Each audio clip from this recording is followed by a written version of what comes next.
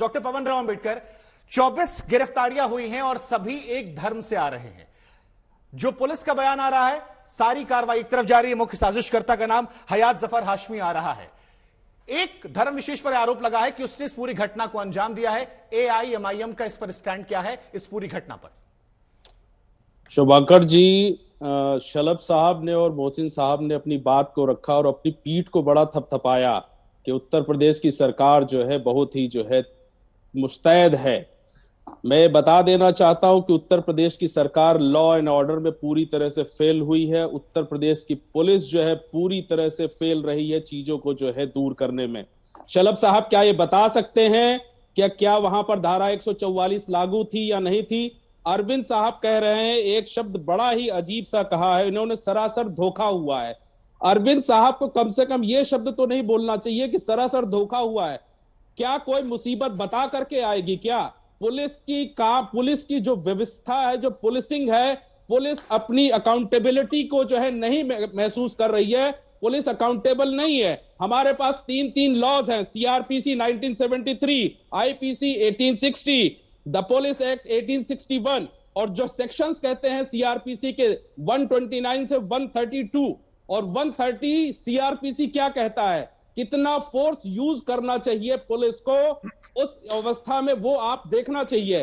Police के ही सामने पत्थर चलाए जा रहे हैं, पुलिस के सामने लाठियां बांधी जा रही हैं और पुलिस खुद वाहनों को तोड़ रही है, पुलिस लोगों के ऊपर पत्थर चला रही। आज मैं एक सेक्शन ढूंढ रहा था, सीआरपीसी की बुक में मैं कोई सेक्शन नहीं मिला कि पुलिस को पत्थर चलाने का अधिकार है। अगर कोई ट्रैंक्विलिटी है, किसी भी तरह की कोई जो है वायलेंस की स्थिति है, असेंबली हुई है, लॉ एंड ऑर्डर का जो है मखौल उड़ाया गया है, तो क्या पुलिस को पत्थर चलाने का अधिकार है? क्या पुलिस उन हथियारों का इस्तेमाल कर सकती है जो रीजनेबल और लिटिल होने चाहिए?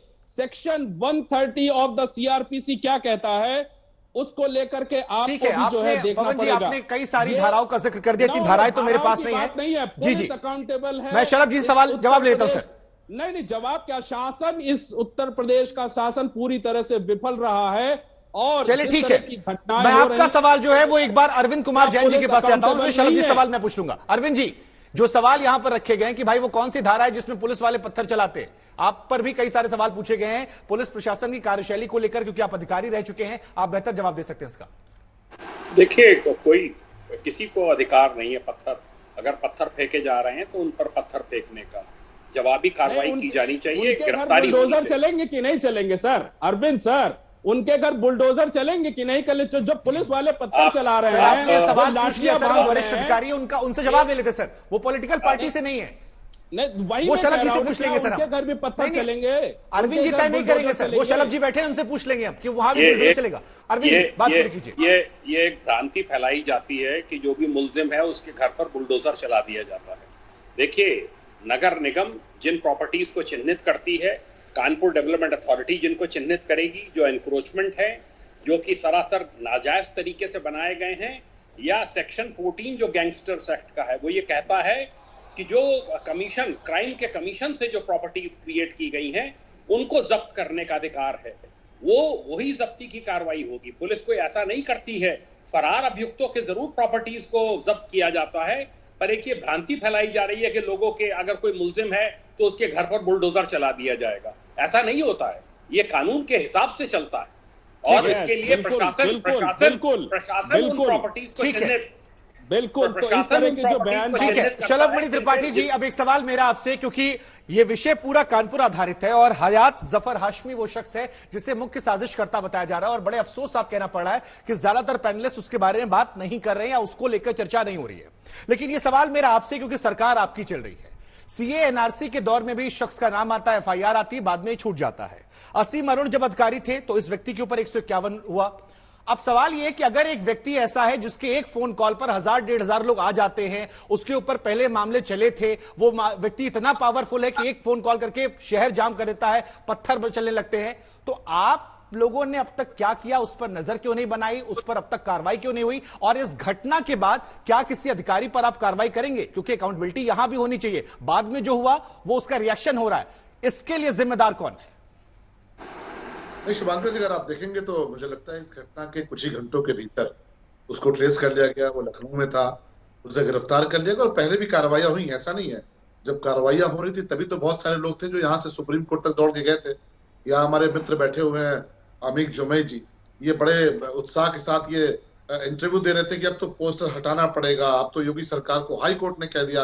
मैंने इनसे कहा कोई पोस्टर नहीं हटेगा, योगी जी की सरकार सुप्रीम कोर्ट जाएगी और पोस्टर लगा रहा। आप जानते हैं कार्रवाइयां हुई, सबकी दुकान, किसी की जो भी रहा हो सब जब्त करके कुर्की की गई, वसूली भी की गई। मुझे बड़ा अफसोस होता है, अभी जुमई को मैं सुन रहा था, हमारे अच्छे मित्र हैं, पढ़े लिखे व्यक्ति हैं, कैसे हिंदू मुसलमान पे चले आते हैं, पूछ रहे हैं तुम सच्चे मुसलमान हो, इसको वापस करोगे। मुझे बड़ा अजीब लगता है। अभी अगर शरद मणि त्रिपाठी कह दे कि आप सच्चे हिंदू हैं, पवन अम्बेडकर जी या कोई, कि आप इसकी बात करेंगे, तो ये सब मिलकर मुझे घेरेंगे कि बताओ हिंदू मुस्लिम की बात कर रहे हैं। अमीक जुमई हिंदू मुसलमान की बात कर सकते हैं, शोएब हमारे भाई हैं, वो भी हिंदू मुसलमान की बात कर सकते हैं। दिक्कत ये है, किसी ने अभी तक ये नहीं कहा कि जो कुछ हुआ वो बहुत गलत था, वो नहीं होना चाहिए। और मैं तो कहता हूँ शिवलिंग की कितनी तस्वीरें दिखाई गई, किस तरह का मजाक हुआ। आप एक पत्थर बता दीजिए पूरे देश में कहीं चला हो क्या? भगवान राम को लेकर किस तरह की अभद्रता कई बार करते हैं। एक वो बहुत बहुत ही घटिया एक वो हुआ करते थे पेंटिंग बनाने वाले, उन्होंने न जाने क्या क्या किया भगवान के नाम पे। तो क्या किसी ने दंगा फसाद किया? लेकिन अफसोस की बात यह है कि डेनमार्क जैसे देश में एक छोटा सा कार्टून छपता है, हिंदुस्तान से उसका कोई दूर दूर तक मतलब नहीं होता, लेकिन अमीक जुमई साहब जानते हैं कि डेनमार्क में कार्टून छपा और लखनऊ में सड़कें खून से लाल कर दी गई कि प्रॉफिट मोहम्मद का कार्टून छप गया, हम लखनऊ में स्वीकार नहीं करेंगे। ये मानसिकता क्या है? इसको आप समझिए, समाज क्या कहता है।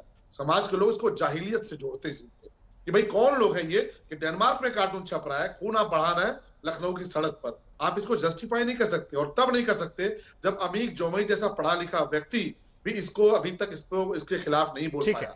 उन्होंने नहीं कहा कि गलत हुआ, ये पत्थर नहीं चलना चाहिए। जिन्होंने पत्थर चलाया वो दंगाई थे।